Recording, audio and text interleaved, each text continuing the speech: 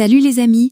Aujourd'hui, on plonge au cœur d'un sujet passionnant et crucial pour l'avenir de l'Afrique, la microfinance et la sécurité des données.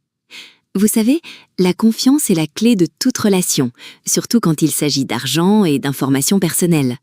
C'est là que la protection des données devient un véritable pilier stratégique, capable de transformer la confiance en performance. Dans notre monde hyper connecté, la sécurité des données n'est plus une option, mais une nécessité absolue. En Afrique, la microfinance vit une transformation digitale incroyable, mais cette accélération s'accompagne d'une préoccupation majeure, la protection de toutes ces informations sensibles qui circulent. C'est un terrain de jeu pour les cybercriminels, et nos institutions doivent être prêtes. Imaginez toutes les informations que les institutions de microfinance gèrent quotidiennement. Identité, biométrie, historique de transactions, évaluation. Ce sont des données d'une valeur inestimable, à la fois pour les clients et pour les institutions. Elles racontent des vies, des projets, des espoirs. Les protéger, c'est protéger l'avenir de chacun. C'est un paradoxe fascinant que nous vivons en Afrique. La digitalisation ouvre la porte au financement pour des millions de personnes.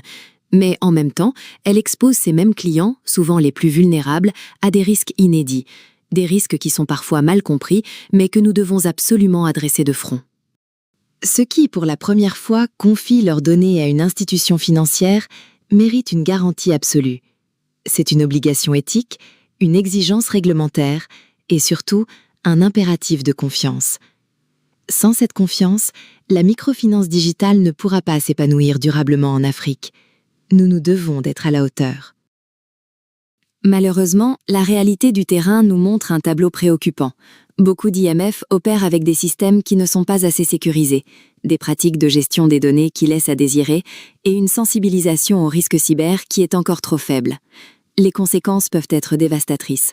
Fraude, usurpation d'identité, atteinte à la vie privée. C'est une menace silencieuse pour la crédibilité du secteur. Protéger les données personnelles de nos clients est devenu un enjeu stratégique de premier plan. C'est une triple exigence, éthique, car nos clients méritent cette protection, réglementaire, car de nouvelles lois africaines l'imposent, et compétitive, car la cybersécurité est un avantage différenciateur qui bâtit une confiance durable sur le marché. Dans cette vidéo, nous allons explorer en profondeur ces enjeux.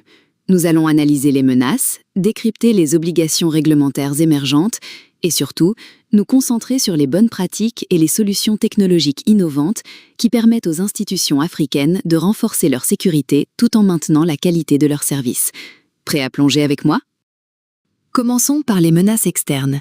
L'Afrique est devenue une cible privilégiée des cybercriminels internationaux. Pourquoi? Un secteur financier en plein essor, des infrastructures de sécurité encore en développement et un cadre réglementaire qui se construit. Le phishing et les ransomware sont monnaie courante, paralysant des opérations et exposant nos données les plus sensibles. Mais parfois, le danger vient de l'intérieur. Des employés, par malveillance ou simple négligence, peuvent devenir une faille. Des accès non autorisés, des mots de passe trop faibles, des droits mal gérés. C'est une vulnérabilité majeure dont les conséquences sur la confidentialité des données clients peuvent être dramatiques. Nos infrastructures technologiques sont aussi un point sensible. De nombreux IMF utilisent encore des logiciels obsolètes, des serveurs mal protégés et communiquent parfois sur des réseaux non sécurisés. Ce n'est pas toujours un manque de conscience, mais souvent un manque de ressources pour investir dans une sécurité adaptée. Mais l'investissement est vital. Le mobile money, c'est génial pour l'inclusion financière, mais ça crée aussi de nouveaux vecteurs d'attaque.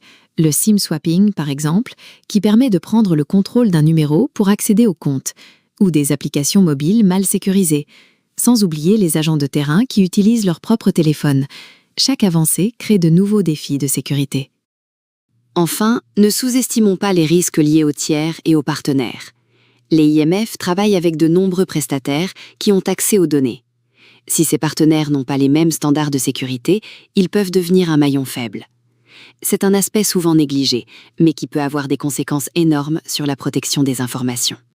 Face à toutes ces menaces, il faut une approche globale. La première ligne de défense, c'est une gouvernance solide, une politique de sécurité des données formalisée, approuvée au plus haut niveau et claire pour tous les collaborateurs. Elle doit couvrir chaque étape, de la collecte à la destruction, et être mise à jour constamment.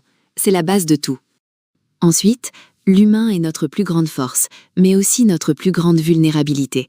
La majorité des incidents sont dus à des erreurs humaines, d'où l'absolue priorité de former et sensibiliser régulièrement toutes les équipes.